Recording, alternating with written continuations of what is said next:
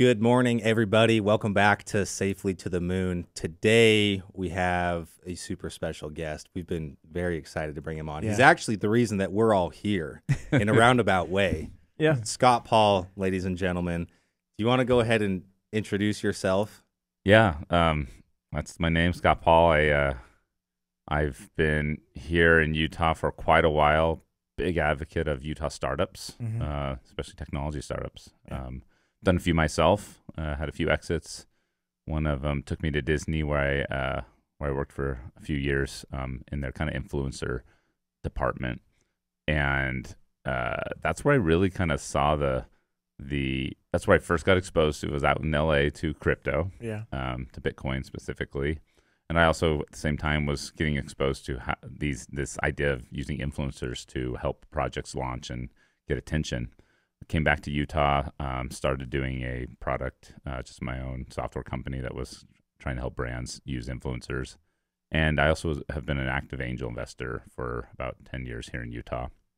Currently have a VC called Convoy, where we invest in Utah tech startups. That's in the Trent, early stage, right? with Trent Mono. Yeah, very early stage,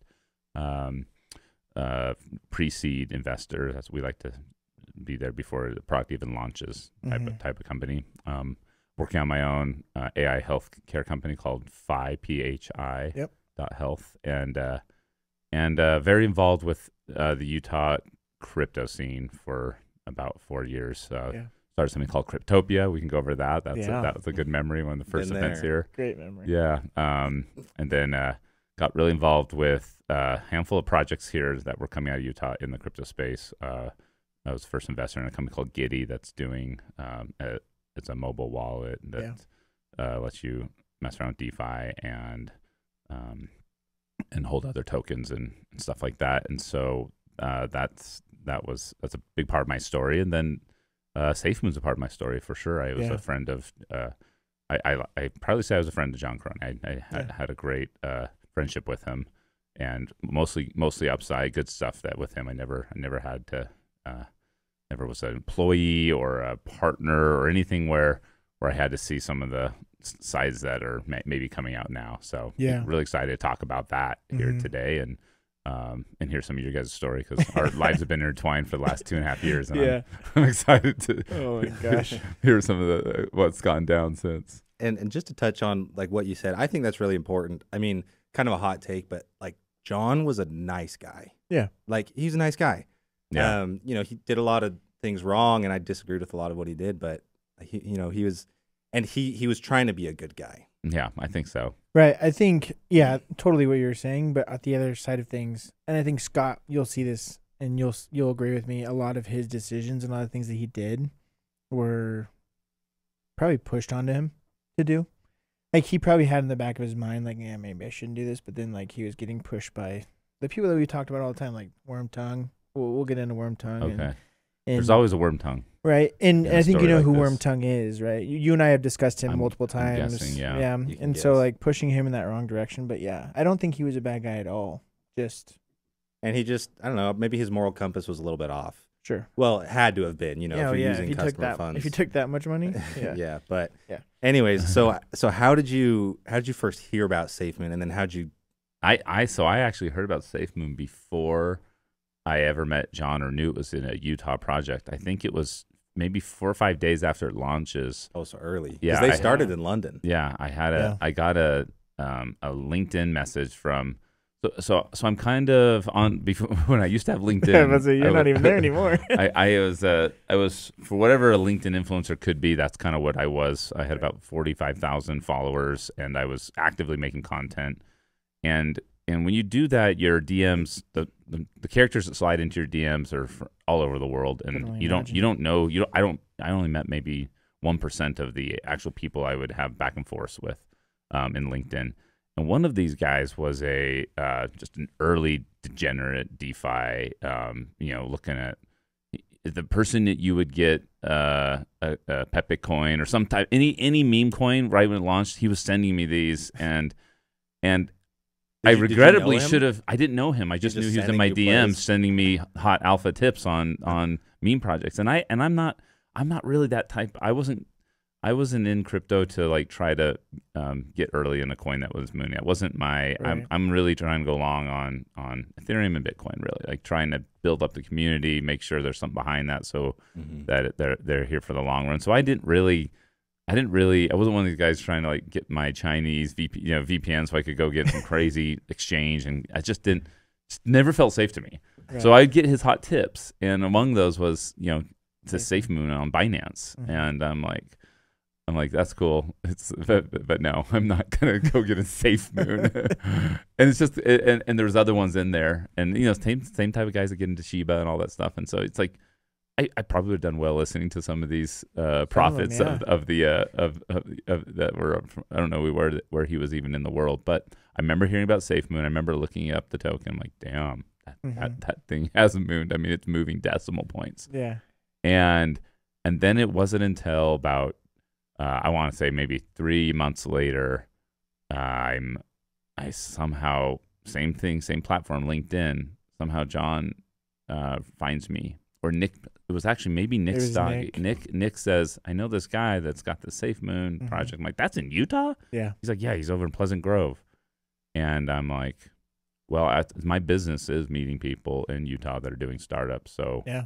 And at this time, I was doing a YouTube channel. So I'm like, hey, Derek, who was my videographer, like, let's go meet this guy. We have another appointment in Utah County. Yeah. Let's go run by John right after we do our Dungeons & Dragons thing. So I was dressed up in chainmail with a wig and all this stuff.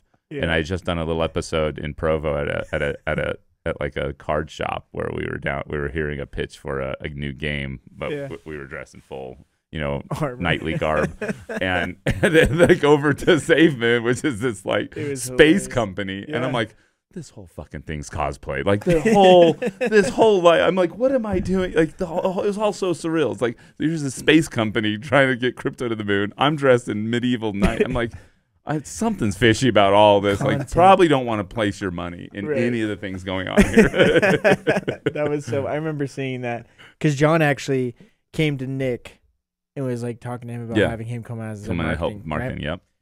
And then he left, and Nick was like, "What the hell was that?" So Nick calls me because I think Nick's like, I just met something pretty weird. Like Nick's like, Scott, this guy's weird on your level. Like you need to go meet him. And so I'm like, thank you. I love that I'm. Yeah, it really is. It's like that's how I find the crazies.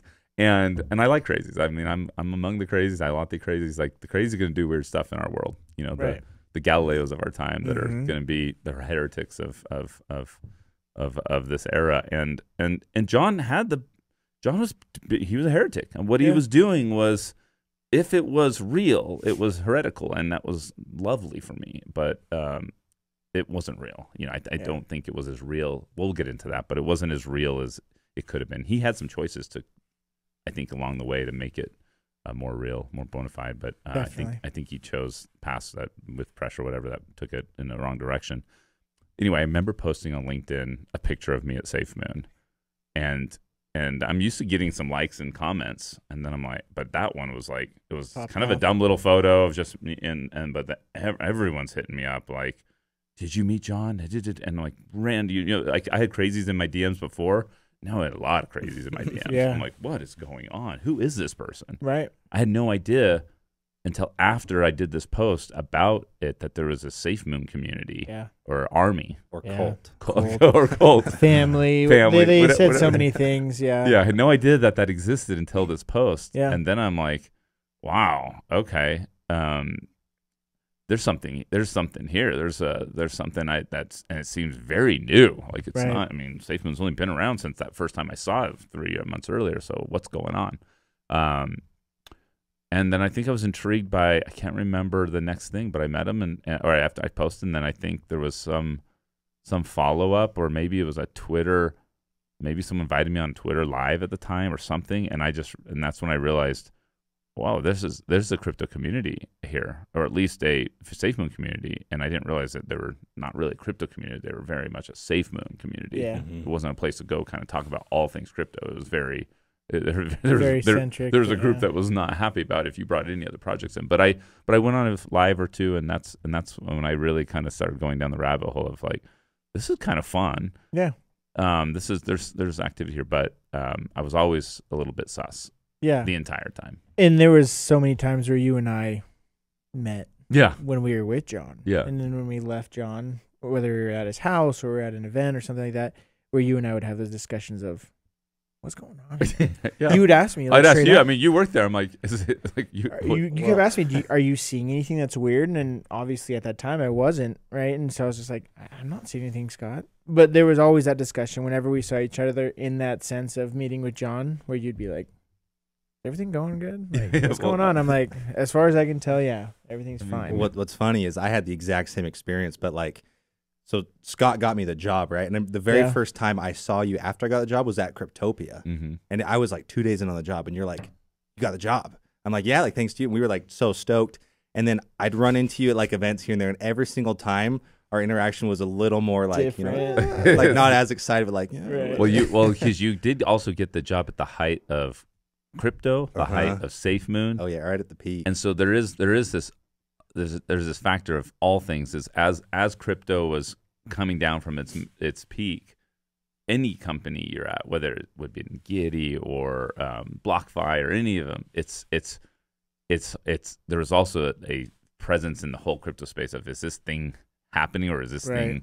Yeah. I mean, most of these NFTs, most of the things lost 90% of their value. Yeah. So it was a question I was asking everyone, how's it going? And there's always a feeling of uneasiness in crypto, but especially SafeMoon, because there was also just a shroud of mystery around the founder, the team that was like, there was teams in London, there's teams here. We didn't really know who was who. Right. There's just shadow figures. Like, it was so crazy. And I met, I went to Malta we'll get there, but like my story is I ended up in Malta with John for a hot minute. And that's where I kind of got to see some of the other team and who he was surrounding himself with. And it was, it's just, I always wanted to figure out like, what's there? What's the plan? Where are the people building the products? Right. You know, where are the engineers? Because I'm over here investing in software companies, and I'll walk into teams of people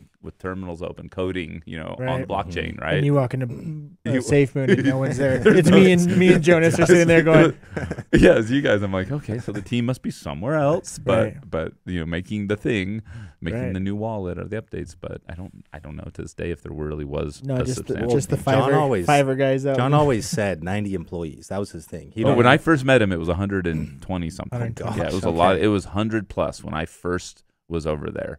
And like, I just want to know where he got that. Even if you include our Discord mods, it just must have been, or our developers in Vietnam. Yeah. Like, well, if you look at the Discord mods in the very beginning, I bet you there was a bunch. And it could have been that. It could have been even volunteers. He's paying with volunteers. Yes. Maybe he's paying a little SafeMoon out to a handful of people. Derek was filming for him in Malta. That's how I ended up over there. My filmmaker got asked to go film his Malta trip. I'm like, well, Derek, you kind of work for me. Like, let me go with you. Right. And so I asked, I'm like, John, I'm coming too, because this is content for our video that we're actually have a channel going. So John let that happen, and it was really good because I got a lot of one-on-one with John outside of his element. His girlfriend was with him. And like that was another big secret. Yeah. The whole time he didn't let anyone know about that, which was kind of, maybe he was being protective. He says that. But she was also. But he also, the guy also hired a bodyguard. He had two bodyguards the whole time in Malta, two Greek ex-military guys. They were awesome. Yeah. But it was. Oh, didn't you get them on this? I remember that video. We helped them get on crypto and stuff.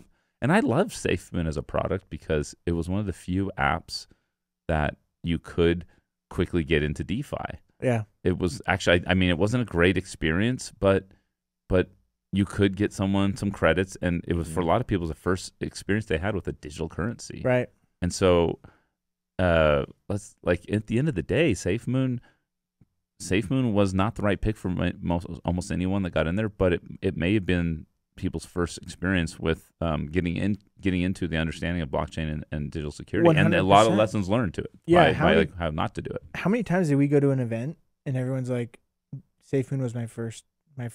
Yeah. Every time it was exactly like Mm-hmm. you'd go up to somebody and they'd be like, "Oh, you were SafeMoon? Yeah, that was my first token, dude. Awesome." That's so cool. I have a lot of videos are published of me giving away SafeMoon, and I've thought, should I take him down? Do I want to be associated? I'm like, I don't care at all. Like it did the thing that it was supposed to do at the time. Yes, was the value like the Argentina peso or whatever? Yes, it was it was going down a lot, and a lot of tokens did, but it allowed you to practice DeFi. It allowed you to see how a digital currency could be secured on the blockchain. It also allowed you to see how it could be rugged from like when the keys are there was a liquidity pool that was not secure. Right. But apparently, I actually don't know where all that ended up. I don't watch SafeMoon Army videos. I'm not gonna use my life in that fashion. But maybe we learned some stuff that you guys can tell me. Definitely. I think that's the main thing as well. A lot of people learned finally how to start investing educationally into these tokens. Yeah. Right. Doing their diligence on the product. People are still having issues right now. Jumping in, but now the people that were vetted and have gone through rug pulls and have gone through these issues, right? They know now if they still want to be in DeFi, they know what to do now, and how to research and educate. So I guess that's one positive you can get from SafeMoon, to an extent. But so let's talk about Malta. Yeah. So that was actually I believe was that the trip when there was a picture posted of you in a Jedi robe. No, that's actually that was in New York. Oh, let's talk about New York then. That was before Malta? Yeah, so New York was actually now that come to think of it, that's where I really started realizing the power of the SafeMoon family army group. Cult.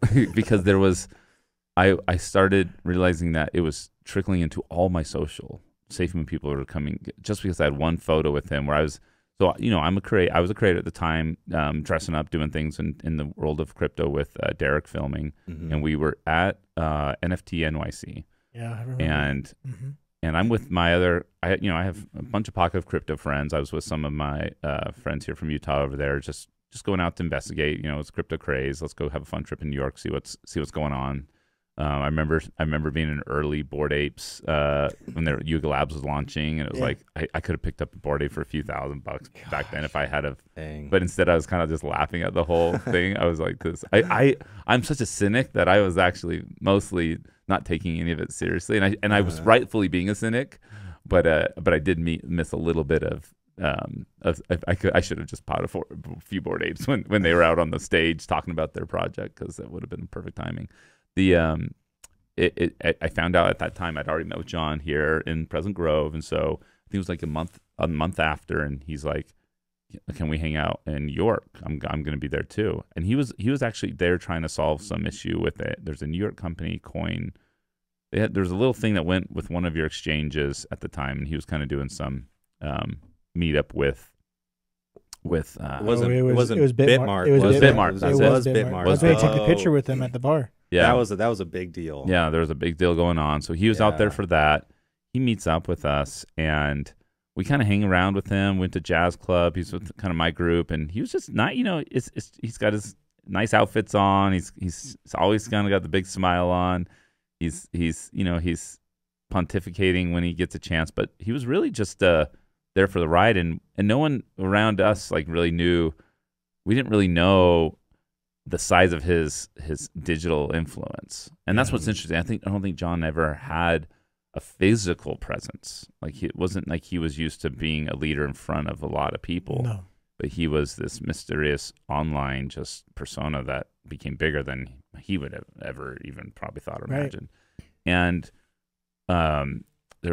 it was really actually kind of cool because we were walking around, and I'm really open and talk to everyone. There was these 4 cops just sitting, New York cops, and I'm like, hey, you guys, you see all this NYC NFC? What's going on? He's like, yeah, man, we're into SafeMoon. Have you guys heard of, and the cops are talking about SafeMoon. And I remember just I didn't even want to tell them that this is John, just because I'm like, I don't know. I think he probably wanted to keep his identity, but I was with John when people, how crazy is that the project of these officers that they are into that is the thing that this guy right here is behind, and it's just, I've always thought that if you can stop someone on the street and they say your product, you're becoming a household name. Yeah. Mm-hmm. And that was what I was really excited about for SafeMoon. It's this is a global brand, in less than a few months that I can stop random people anywhere in the world and they're talking SafeMoon. Yeah. That's just a phenomenon when you think about growth in general, just how something can spread. So that was the experience I had there on the streets in New York with those cops. And then I remember John lost one of his phones. He forgot it. Oh, God. And we had one of his 7 phones. Yeah, he had several phones, and we had to go on a rescue mission. And that was what most I've really seen him frantic. And I didn't know what was on the phone or why, but he was so we were jumping in cabs trying to find this. I think it was at Dawson. He left it at one of those like marts. It's just like I can't remember how he did that, but now I'm realizing, okay, he's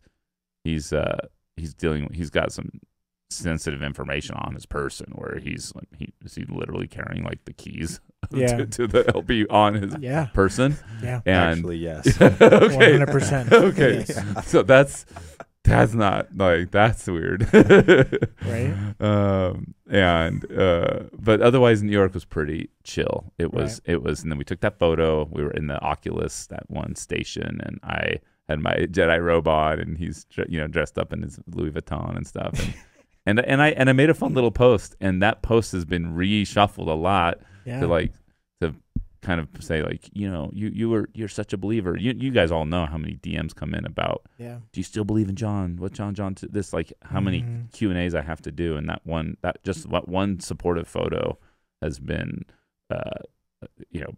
3 years ago, still people just bring it up and like, and so I kind of had to like tell these people, okay, I'm a creator. Yeah. Like Joe Rogan, he interviews a lot of people. He talks with a lot of people. He has a lot of friends. It doesn't mean he's long on every project of every person he's ever talked to. It's like, just get off my back, guys. Go learn about investing and stop like thinking that I have all of his secrets that I'm going to sit here and waste my precious hours talking to you about. So that is the hardest part, is the aftermath of being John's friend meant you had this SafeMoon community just incessant about everything. And I some days the movie at Netflix will be made because we need to understand how cults are created so fast and why that happened and why it got people into a frenzy where they didn't have boundaries in their communication, where they just were stupid with their own money, and they would believe anything to a level of there's nothing you could do to tell some of these people. In fact, to this day, I bet there's still people. There still is. 100% long on SafeMoon, Yep. long on John, and it's just like they literally read between the lines crazy. of anything that happens in like the court documents. They'll be like, "See this line?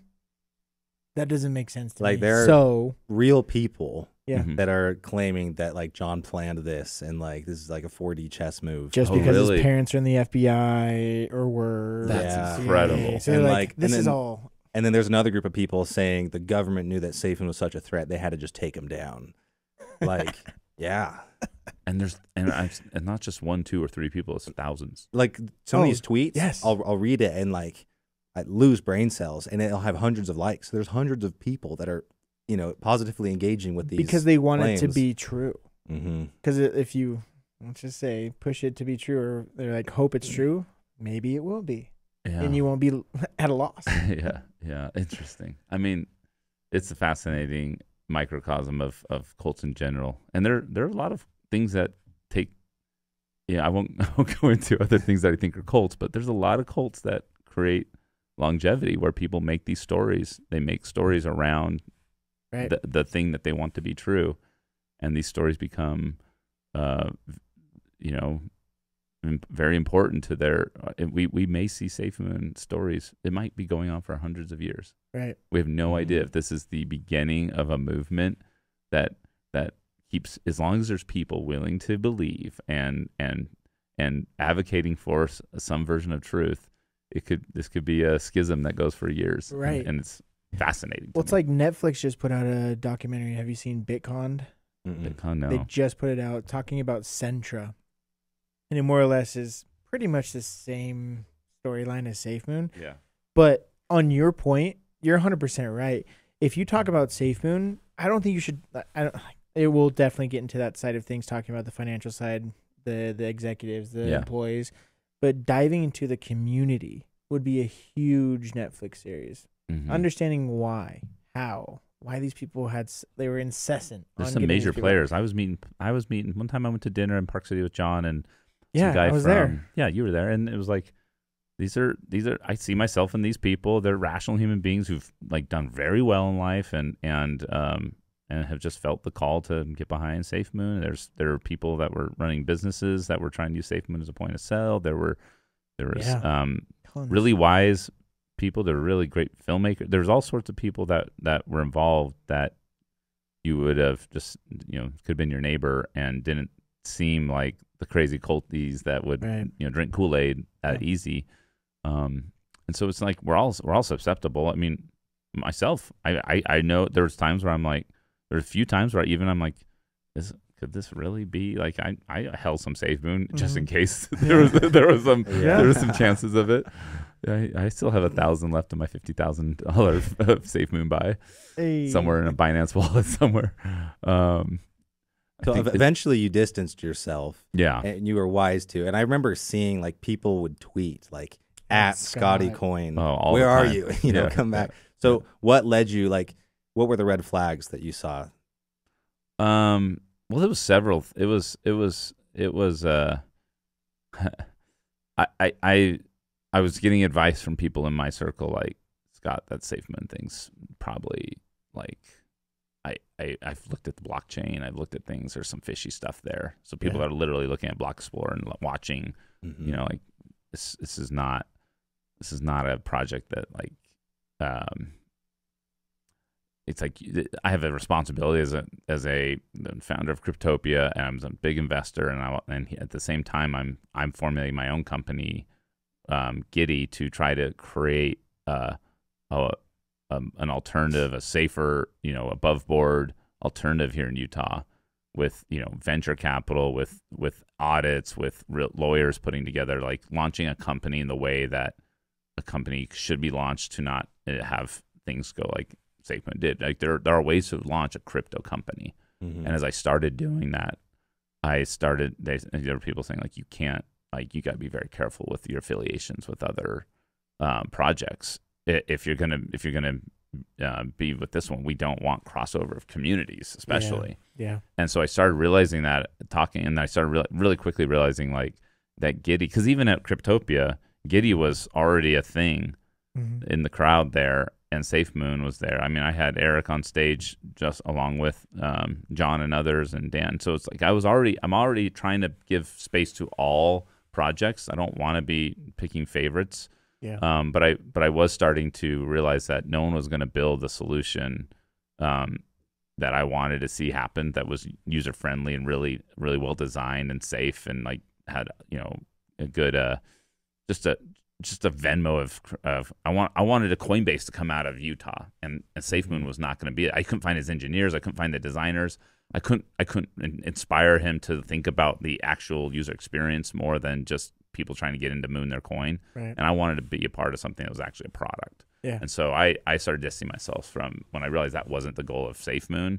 They had all these things they were going to launch. Nothing ever happened. And so I said, I'm gonna put myself behind a team that I know that's doxed, that they're real developers coming from the technology, other companies. So these were people that came from other technology companies in Utah to build Giddy. And so I think it was really just Giddy and my desire to get a product out, that I said I can't affiliate too much more with these guys. And it was just obvious at the time that something was up. So even like right about the time you joined, it just every moment later, it just felt like there was things coming out, like these allegations of like his breaking up with he fired his brother, his parents are fighting. I was seeing the lavishness of just the spend over there in Malta, and also just everywhere, just kind of like, that's not the thing I would do with my invest. Like if I had cash to grow a company, I would be putting it way more into, again, product. It's like that's where my mind goes. Like, build a product that scales, that lives beyond you, and I just didn't feel like they were doing that. So that was the distancing, and it was just a total time suck to be in that community. The amount of times that they're always doing lives, they're always broadcasting. It's like, how much can you deliberate on a on a coin. Like it was such an interesting amount of like it took over people's lives, and I'm like, I have a family, I have interests, I have other things I want to do. No matter what crypto project I'm in, I'm not going to let it like I don't need to go do 4-hour SafeMoon after dark shit. That was just like what is going on? Worst. Yeah, Chris was the worst. He was like, the worst. Amen. Yeah. Okay. So it's like whatever. Yeah, I forgot the name of the guy, but it's just like, what are you guys doing? It's like I can see if like there's NBA being played or games you need to do like ESPN like talk about stuff, but they were trying to make the SafeMoon thing like there was an actual real battle going on or some sport teams, having, and it was just like, that's just too much. We literally touched on a point with Chris when he's like, yeah, Coinbase is definitely talking to SafeMoon right now to list them. And I got that information from somebody at MIT.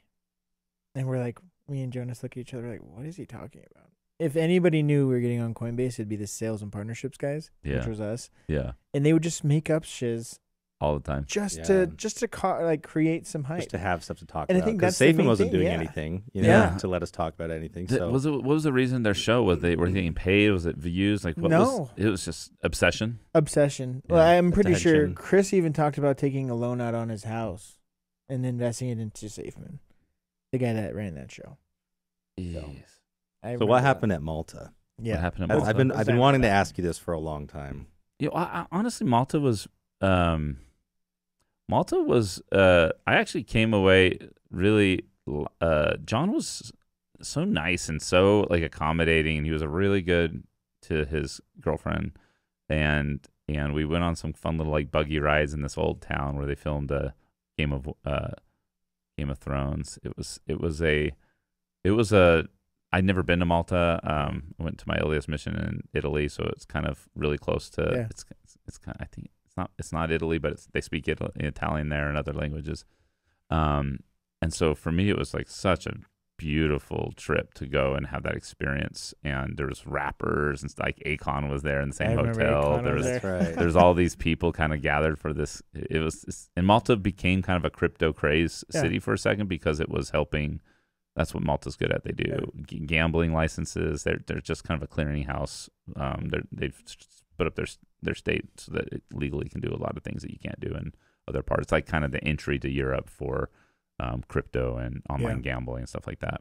So all the city's kind of built around that infrastructure, and it was such a fun place. And there was a award given out. It was just kind of fun to see that. It was, just like anything, everyone's patting themselves on the back, making it a big hurrah. And I remember, I'm just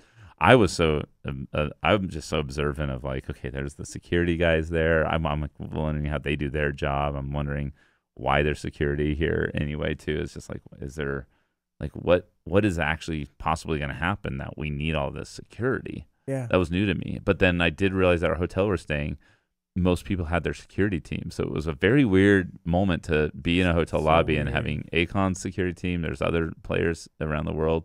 And I was talking to our security, these two Greek military guys. And I'm like, so just give me the deal here. Cause like, I don't know what's going on, but I'm a curious individual. Yeah. And then they started pointing around the lobby. Well, that's that guy's team. That's that guy's team. And I'm like, so it's just swarming with security here in this hotel. Yeah. And I'm like, wow, that's just different. Okay. So like what for what reason though? Like what's going to happen? Like does someone carrying like a golden orb that has all like infinity stones here? Like what's going on? Or someone's life? Like who's it? I just like that whole world was fascinating to me. And I know we get there. I know it in some future, like, if you go into politics or if you go into you have certain amounts of wealth, you're probably need a security detail. Sure. I can understand that, but it just felt a little overkill. And but it adds to the it kind of adds to the mysteriousness again. Like when I took John one time, I took him to Sundance with to meet several other billionaires here in Utah. Todd Peterson was there, the guy that started Fortnite. It was a handful of us at Sundance at the Foundry Grill eating, and John with his security. It's like these guys have mountains of cash more than you, or like what they don't have their security here. What is going? They don't even have security. Like they're just living a peaceful life. Like what was it that he needed security? And come to find out, maybe there was, and I think it might have been his online persona. And there's enough crazy people that knew SafeMoon that maybe his life, and maybe just there's a reason to have that. And so I'm not gonna say anything about it. But that was what was clear in Malta is like he feels the need to have the security, whether it's for posturing or truly like there's something going on with his parents and I have no idea what was going on with all that. And I went to his house here in Pleasant Grove, and he's kind of be all secret about it. And like there was just lots of secretness. And I liked when getting a glass of wine in him, because then I could start getting talking a little bit. You can really get what you want. Yeah, and that's borderline alcoholic. Yeah. He would drink a few glasses of wine, and he'd laugh a lot more, talk about video games. And this is when I got him speaking about yeeting cannons. He wanted to create satellite. He had this idea of getting satellites into space by a water cannon, basically a super soaker in the ocean that would yeet. And then I'm like, so how's it work? It's going to yeet the satellites into the space. I'm like, so you yeet them? Like what's the science behind? Like, what's the physics behind it? Yeah. What did Newton have to say about yeeting? I just couldn't figure out how they were going to get yeeted, and I wanted the data. I wanted the science. Like, I'm not a smart guy, but I'm smart enough to keep asking questions so that a not smart person can understand it. And every time I tried to press him on his stuff, it was just like, I'm like, I don't get how that happens, but at least I love the way that he was thinking about eating stuff. That's great. That part had me. Like I was laughing and just enjoying it, and Derek was there, and then his press guy from Europe was there.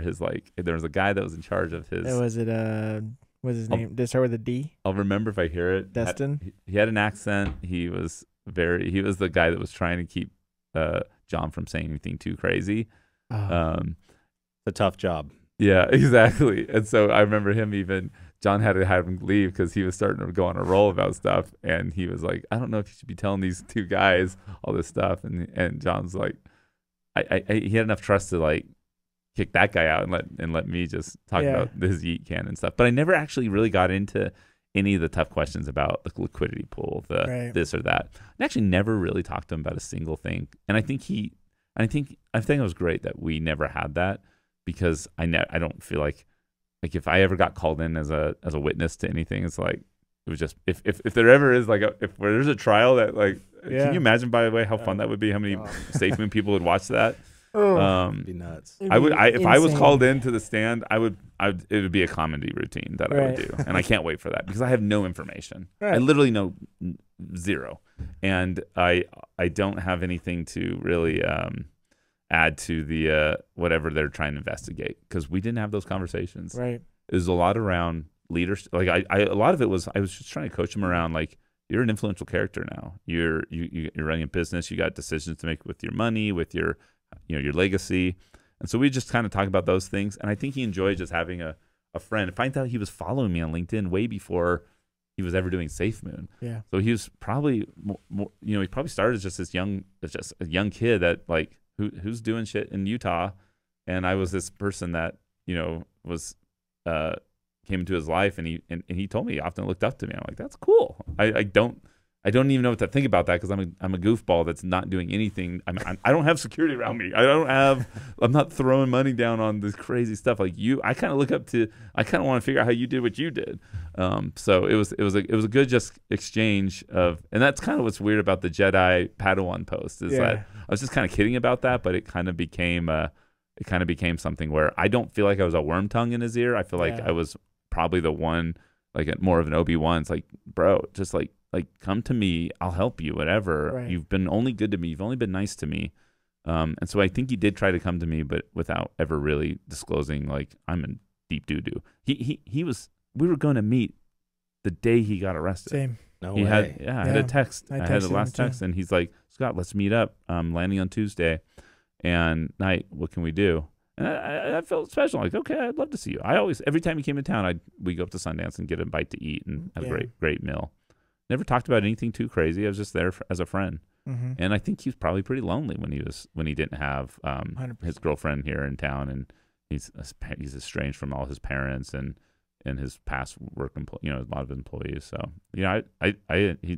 if someone has not deliberately harmed me, but has only shown me love, I'm going to reciprocate. So Yeah.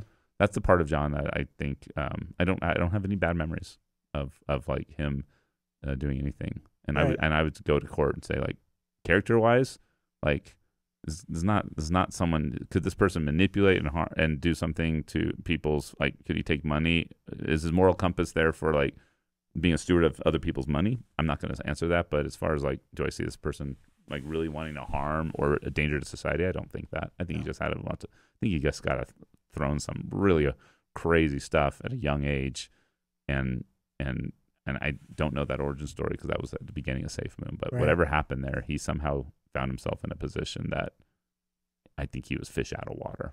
Really, honestly, fish out of water. I mean, because he was so young, he had no real business experience, and all of a sudden, this little crypto project, they had hundreds of millions of dollars under management, really, in the liquidity. Yeah. And it's kind of a gray area, you know, like it is. And so I mean, it is. It was. It still is. Yeah. It's And still, like it's getting then, a little though, more, like, we're understanding a little more now. But back then, it was nothing. DeFi, that was, no one even knew what DeFi was across any industry. Yeah. And so him diving into that. And I think he kind of convinced himself too. I mean, with the money he was spending, with, like, you know, he had security, and he would, this is kind of the scary part, is he would say things on Discord, remember, that would, like, where he'd be like, hey, the liquidity pool is not yours. Like, you're not an investor, you know? And it's like, so he kind of, you know, I think sort of like fake it till you make it approach was what he tried to do. And, you know. How did he ever get the keys to the pool? So it was his. Like, because he didn't start SafeMoon, but he was brought on to be, like, the CEO. And how and why, of all the people, did John get brought in? I don't even know. So the whole basically, story. he started Tano. Tano was that gaming company before SafeMoon, and then he brought on, what's his name? Thomas. Thomas was part of that Tano group, and so when Tano or Thomas, so they're starting a gaming company. They were starting a gaming company because I had originally reached out to him on LinkedIn and was like, "Hey, dude, I just saw you," because I knew him before, right? You knew that, and I was like, "Hey, I just saw you started a company. What are you doing?" Yeah, and he never messaged me back until SafeMoon started. But Thomas met with Kyle Nagy, who had started Bcoin, and Bcoin was basically the tokenomics token, the tokenomics, like, idea. Thomas met with Kyle, and they both were like, "Hey, let's bring in John." John became CEO. They started SafeMoon from Bcoin. What did they need John? It was John's role to be, was as a leader. Yeah. So these were more developer types. Yeah, Thomas and Kyle were more developer types, and they just wanted an operational guy. And John was the CEO of Tano, so they're like, let's just bring him on in that capacity. Wow. And then just stumbled into it. And then overnight, it just, and then what happened? What do we know in the genesis of the project that made it different than the other 100,000? I think it was just the name. The name, I think, mean, there were a few things. Like, the name, it caught on, and that was the whole thing, you know, safely to the moon, right? So SafeMoon. And so the name, the branding, the tokenomics aspect. Tokenomics had that. People that make money when people sell. Yeah, that was novel. It was also, I mean, just the way that the influencer, you know, whether they were partnerships or not, I don't even know for all of them. But, I like, don't even know either. If you have Jake Paul, you know, tweeting about your token, and I think they were just finding stuff. I bet they didn't even know, knowing that how the influencer world they're works. like your guy on LinkedIn. You just saw something. He's like, "Hey, look into this, Scott." Yeah, and they probably were the same way. What's popping off right now? Let's talk about it. Get all those people that were talking about it into our, And also, and we didn't know this until the court docs came out, but the majority of the volume was, like, manufactured volume. Yeah. And there was a lot of price manipulation going on too. And so it's kind of like wash a snowball. Trading, yeah. basically. So, like, they would wash trade. So you see, like, oh, there's all this volume on SafeMoon. That means people are buying and selling, right? No, it's actually wallets that, you know, John and the team controlled that were whitelisted. So they were just trading back and forth, you know, no loss, no gain, stuff like that. And then there was price manipulation, you know, buybacks and not disclosing it. And so it was kind of a snowball. Like, they'd do something that would affect the price and volume. People would jump in. Talk about it. Go so crazy. They do it a little bit more people would jump in, right? Yeah. And then it just kind of blew up from there. It was just the perfect storm. And is the difference between a SafeMoon token and, like, the other 100,000s, like, I mean, I think it's important to know there's not that much difference than a Shiba or then it's just that something in the community of Shiba they've maybe protected, like they're able to, or there's not really. That's just a coin, right? They're not really doing DeFi over there. Not really. I'm trying to think of other DeFi coins that I don't know. It's just so interesting to me that of all the hundreds of thousands that somehow the story of SafeMoon, the things that had to be right in ingredients to get it to become what it did when it was truly mooning. Though there was a time when it went beyond anyone's expect. You don't plan that in your documents or your marketing thing to have it do what it did. I think a huge deal was that they were one of the first doxed tokens as well. Like there's a CEO, there's a team behind it, and everyone was like, "That's something we don't have." That's actually interesting, right? Yeah, so, dox CEO. And I think that was one of the first. Came from military. Yeah, Exactly. Yeah. And he was here in the United States, and everyone like if you look at from the data points that I saw from SafeMoon. When people came in, I would say it's like 85% U.S. based. Yeah. U.S. based investors, because remember they're not investors. And everybody else was foreign. So it's like I think that was a huge deal of why SafeMoon also went off was because it was based here and people wanted that. Yeah. And the transparency. The worst thing that ever happened in SafeMoon was that contract upgrade. The V2 where they had to migrate. When they migrate and you just lose everything if you don't do it perfectly. Yep. I'm like, yeah. That was another one of those weird things where it was like, why? And why did anyone forgive them? That would have been my first thing. It was like, that was so horribly executed that, I mean, no, there's a lot of upgrades and contracts. They're trying to do stuff, but we don't know why exactly for sure. Right. Yeah. But for those of the people listening that don't know, what happened was the original contract address for SafeMoon, let's just call it V1, they need to do some upgrades to it. And so the new V2 came out, but it was the same time that V1 still existed. And so the thing was, hey, you should go swap your V1 to V2. But not everyone did that. And there was still a lot of volume trading on V1. And what I think happened was like John was like kind of upset, because it was kind of like a failed launch, really, because like a lot of people just didn't want to swap to V2. Or people just got out of DeFi in general, saw their loss, and just didn't log on because the numbers looked terrible. Because SafeMoon V1 had like 2 million individual wallets that hold the coin, which is crazy metric, right? Yeah. V2 at like launch, 7. Like, not as. It was a low number, yeah, right? And it like slowly climbing. And so I think John just out of desperation, he's like, all right, fine, 100% tax if anyone buys or sells V1. Like, yes, and that then he's was like, the all right, weirdest thing. Just do it, like implement it. And it's like, it was so weird because it's like, once again, I don't know if that was John though. Like, because remember Operation Labrador is what they called it? Yeah. And it was Wormtongue. He's the one that made that whole thing. He's like, you know what? People aren't going to do it. Just tax them. 100% tax. And on blockchain, that's just like, fuck you. Yeah. Right. You're going to lose all your money if you do this wrong. I couldn't believe that. And I had given SafeMoon to a few people and told people about it. And after I saw that, that was actually when I started distancing. When I saw that type of move, I'm just like, this is just not how you run a company. Yeah. It's like very weird. Yeah. And then I'm just like, this is not good. But I remember that being that whole migration. That was when I'm like, oh, this is getting very bad. And then Ryan, to his credit, Ryan said, hey, like, let's put a plan in place so we can refund people. Okay, Yeah. so hey, the lesson's been learned, right? Now people are on V2 mostly.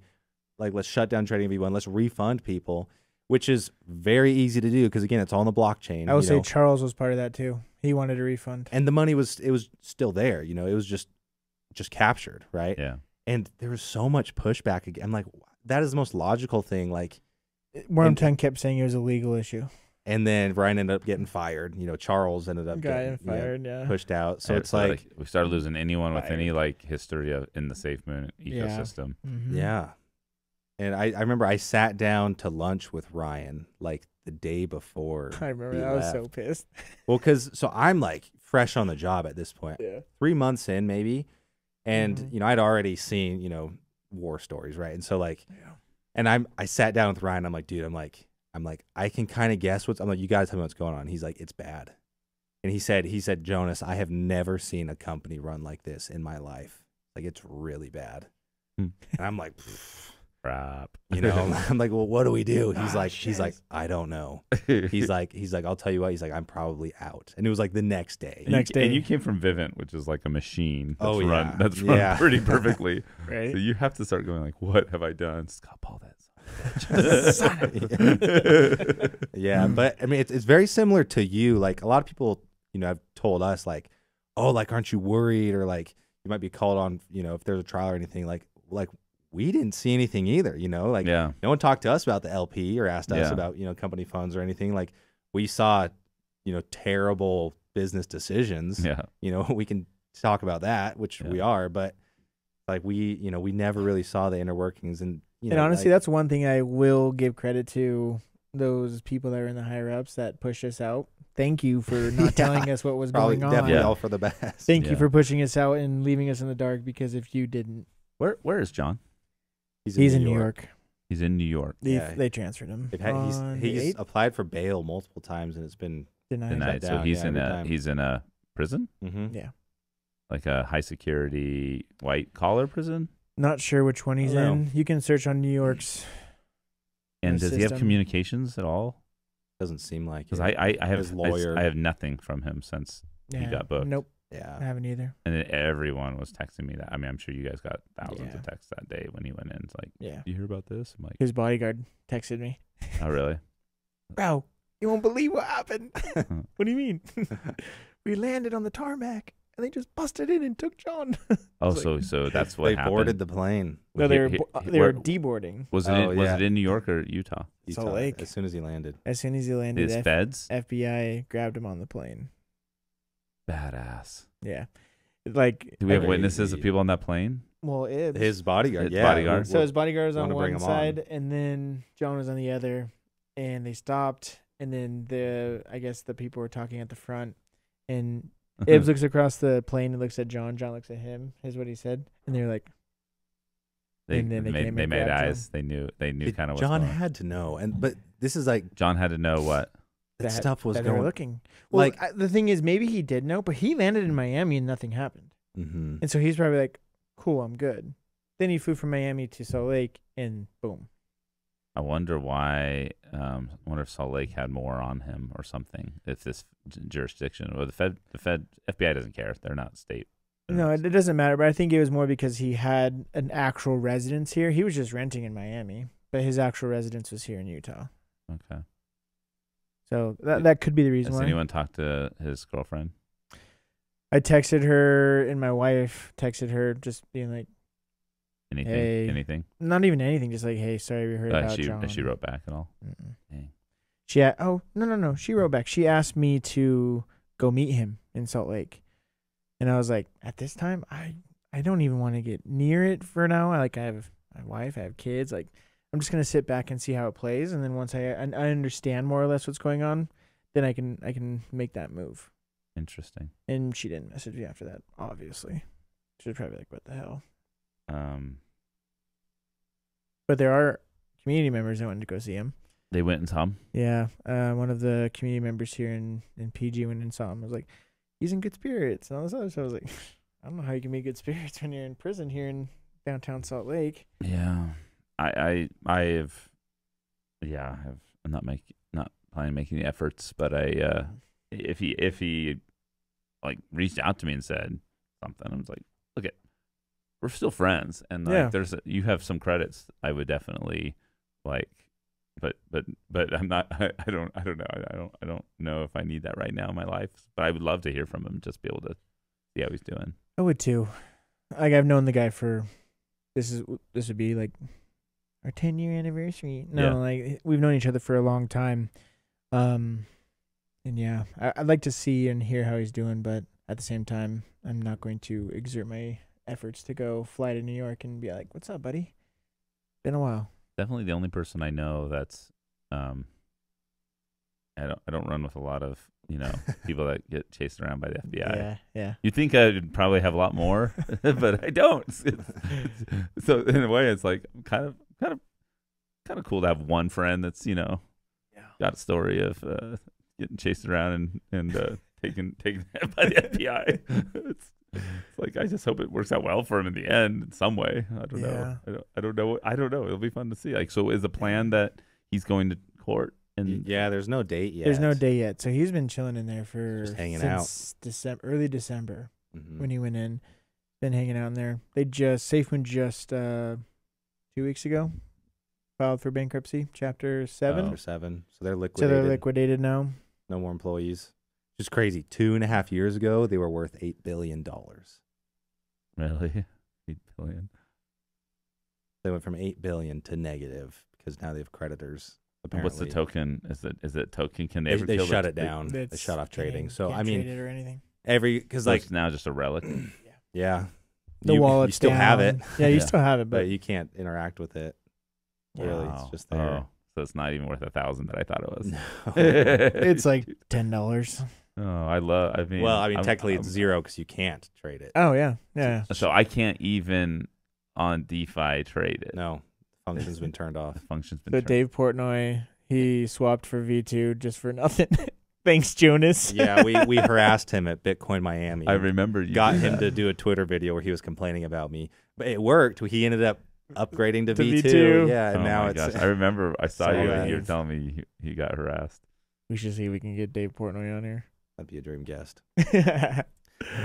Oh, that's interesting. Well, do you have any questions for us? Is yeah, there anything that's one thing we were wondering. Yeah. Questions for you guys. You watched the intro video, right? So yeah, I love the intro. I love the intro. I love the intro video. Yeah, I've always kind of wondered what's going on with the family. The other one was, oh man, you said a few things in the intro video that I didn't actually know. It's a great intro video. It's got a lot of zingers in there.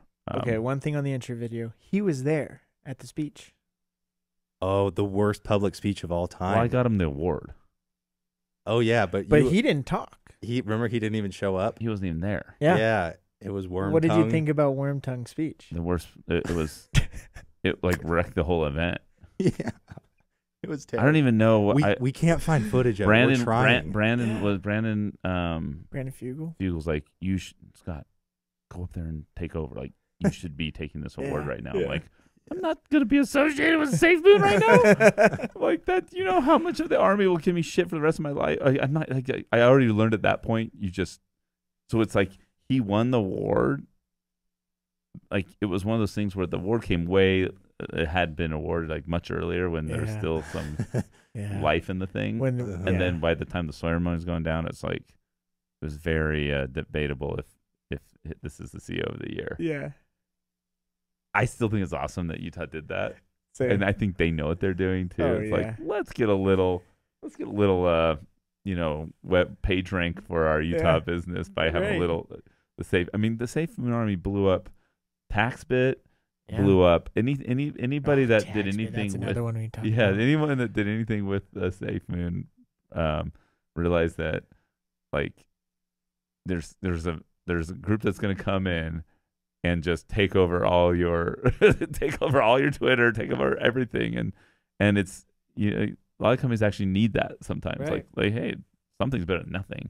So I thought the controversy around him being the CEO of the year was actually it's good for the story. People want drama. Look what we're watching on TV. Right.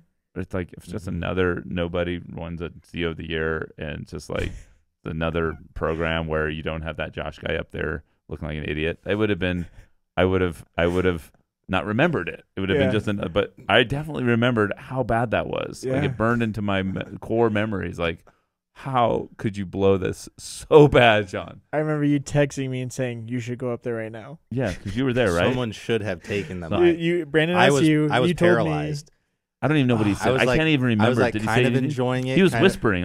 He was a leaf just shaking in the wind. But he also like tried to make a few jokes that did not hit. Fell super flat. I just remember going like this. He was talking. He didn't even use volume to like project himself. I was so like, mad that John didn't go. It made it look like this. It pretty much said this is the shadiest. Like it was the worst thing that could happen. I was torn too because this guy was like ruining my life at that company. Right? He was. And so I didn't like him, so I was enjoying seeing him make a fool of himself. But also, I still work for this company, and I'm sitting at the SafeMoon table. You know, whatever happened to that guy? I'm like, don't look. He moved. He got fired from the company for doing bad things, and then he moved back to Australia. He might have a lot coming for him too someday. I hope so. I would assume so. Oh, sorry, I assume so. No. Yeah. Well, yeah. Yeah. Oh my gosh. Oh my gosh. He was on. I tried to put this coalition of the blockchain coalition. I remember that. Yeah. You asked me to go. Yeah. And then I couldn't go because John asked me to go somewhere else, and so I was like, let's just send the VP. So somehow he ended up on that thing. Yeah. And I didn't ever feel good about that because he didn't have he had zero knowledge of the space. Oh my gosh.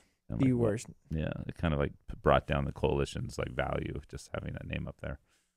I took over, but were there any questions? No, I mean, well, I'm sure we could riff for a while, and I'm like trying to think of all the individual times I'm trying to think of some of the worst things that happened, the best things. I just no, it's just like SafeMoon. I'm just glad I got to be part of that story. As much as it sucks, what's going on right now, it sucks for a lot of people. You're right. It sucks for a lot of people, but hopefully people realize like there's a lot of things you can do with your money. A lot of ways you can lose your money. Yeah. And at least you kind of like whoever was in SafeMoon, at least you guys lost your money at in a very memorable, which will one day be there's going to be a day in the future of all SafeMoon token holders. Yes. Well, they'll be like maybe somewhat proud that they were part of that. Yeah. Like, yeah, we did that thing. Like we were part of that. Whatever, we lost the war. It was like we were on the wrong side of the fight, right? But you fought, right? And like, so I'm thinking in 20 years, and when there is a good video comes out, or a series, or a movie, or full film in probably be AI directed and filmed, like because everything's gonna go that way. But it'll be good, and I think everyone will look back and like, what a crazy time I got to be alive. Oh my gosh! So. That's how I like to look at it. Do you remember telling me once? You told me once that you saw John trading on his phone. Yeah. Can we talk about that? It was on his laptop. On his laptop. The Iron Bank, probably. It was in the Oriental Hotel, or in New York City. That first time we met him, and we were telling him about projects we like called Beefy and other ones. Oh. And we saw him, and he wanted to get in. He was sliding some money into the projects that we were like my crypto friends were getting into. Yeah. And I didn't know. I'm not a wizard at like DeFi's. It's a different language, right? Mm-hmm. So I didn't really know what was going on. But I will say that my friend said it was trading out of the LP. Out of the LP. But I will say, if he was trading and buying it, he also did put Beefy on the wallet before we got there. So it could have been him putting it on to.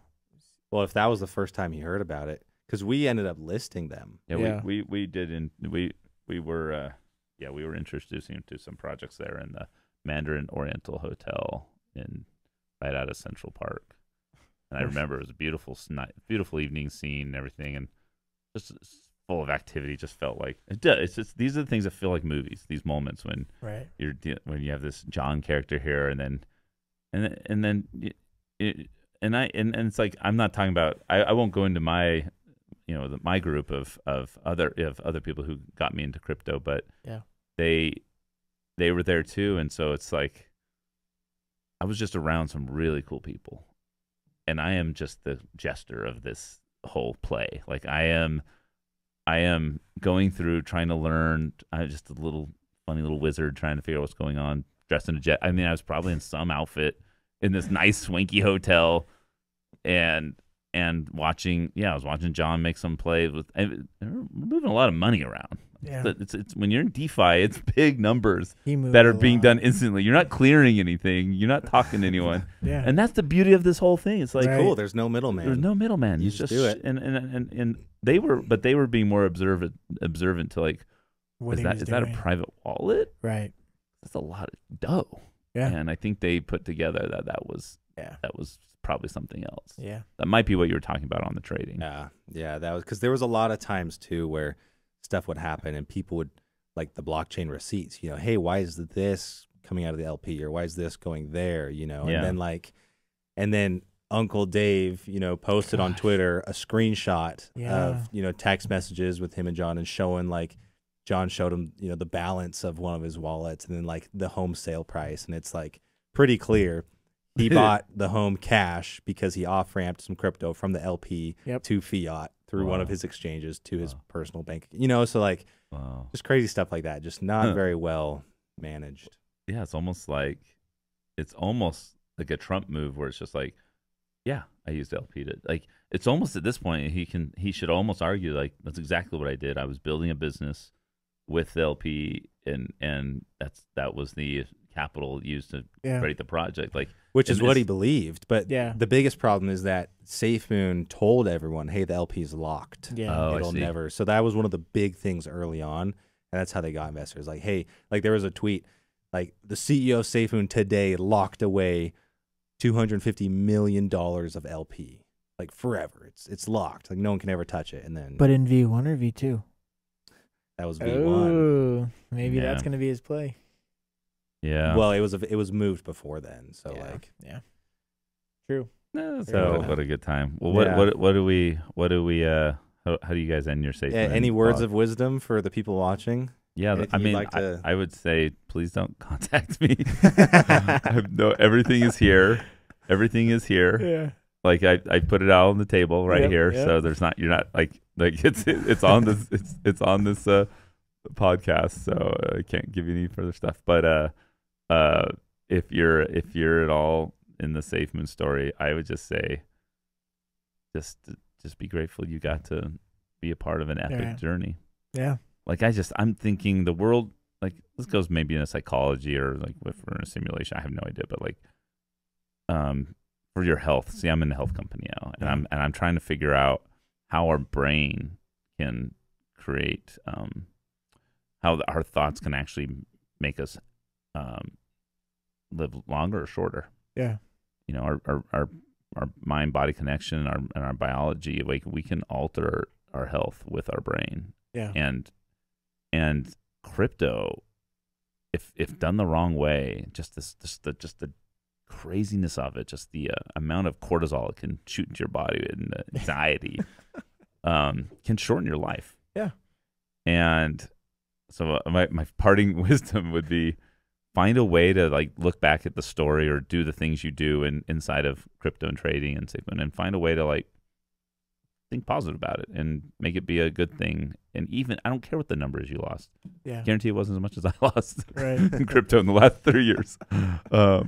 No, I can't guarantee that, but it's like as someone who has lost tens of millions of dollars or not realized tens of millions of dollars, how do I take that information and like not let it eat at me and literally change my health? Yeah. And so I've been practicing that, and so I guess my thing would be like take this and turn that into energy that, find something positive and then, because if you sit with it and even doing this podcast can, bring up feelings and it can be bad on our health if you guys don't deliberately try to find the silver lining and the good and everything. That's and even as we talk about John and talk about these people, like they're humans. Yeah. One day we might have to live their life. Like we don't know what we're all doing down here and how many lives we live. And so like when I think about John, I have just a great memory of a character that I actually love the guy.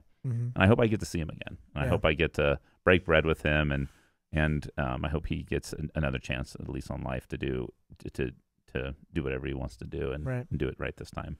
So I have a lot of forgiveness in my heart towards anybody, because I don't think people are generally malicious or bad. I think everyone's trying to build a better world. There's a world where SafeMoon could have worked.